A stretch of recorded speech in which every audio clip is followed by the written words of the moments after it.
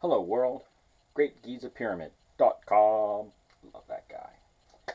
Just to add water. In this lower section, the subterranean section, what I'm asking for is anybody who's actually been down there and can give me good pictures of from the edge of the pit, practically horizontal, like knee level, to this area.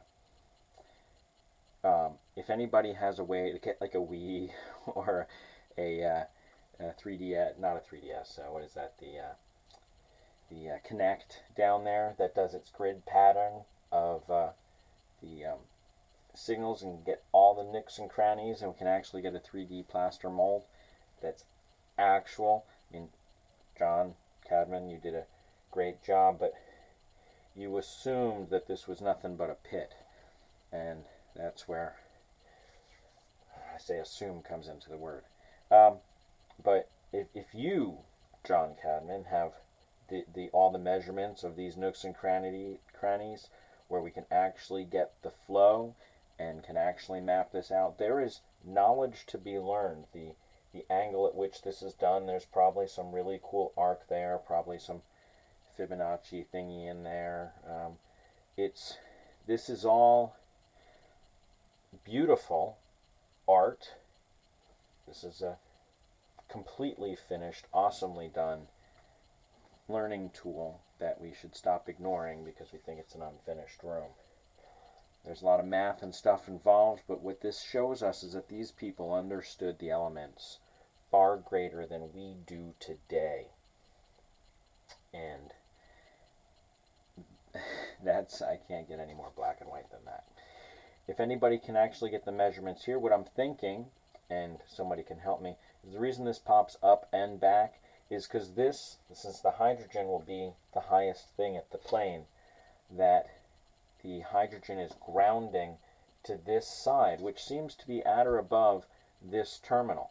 So since the hydrogen is grounding to this side, the hydrogen is less likely to disconnect, or more likely to stay connected, since it keeps an equilibrium.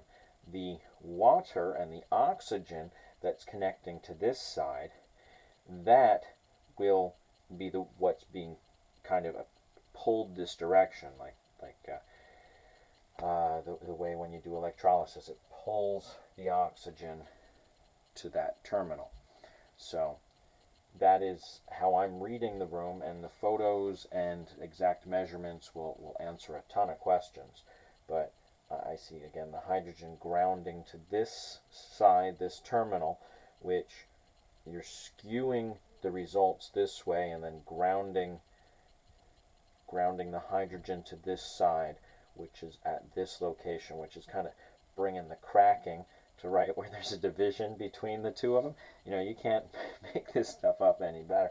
And if you think I misdrew this just to skew these numbers, I ask you to go look at the Edgar Brothers drawing back in the 1929, I think was the time, and you'll see that it's very close to what I have here, because actually you could go with theirs. Just take theirs and look at the same thing, and don't look at mine, because theirs actually has pieces that I skipped over. There's a lot more of the little fins and stuff, and they all mean something. And like I said, this is a very far from unfinished room, and we really need to study it and not keep dismissing it.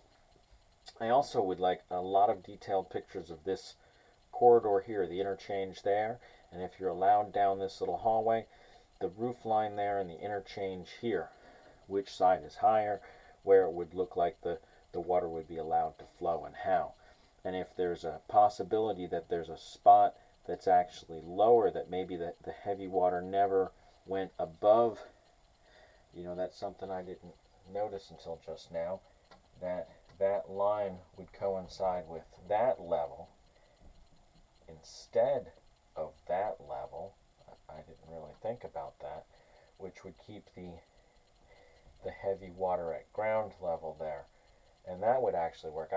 I would like to know that the levels of elevation between that interchange and the levels of elevation, the highest points at this side, because, you know, it's not just a well pit. Please, people, help me here. mapping out of this bubbled area up here, because exactly how the gases flow. I think there's a little bit to be learned there as well, and all of it. Oh, and any really good things around this side of the pit. I mean, really good. Uh, Thank you, thank you. That would really help me as far as the subterranean chamber. Please, I will gladly give you photo credits. I just want permission to use your photos. I don't want somebody writing me nasty grams that I use their photos without permission. So I'm asking for you to help me. Please, let's wake up the world. This is one secret that's really beyond its time, and I'm tired of people thinking it's something that it's not. And if you wake up to this reality, then maybe we can start talking about the word nutrition and getting GMO out of everything and stop eating these horrible poisons and just wake up to reality that we're living in the matrix, a real-time matrix.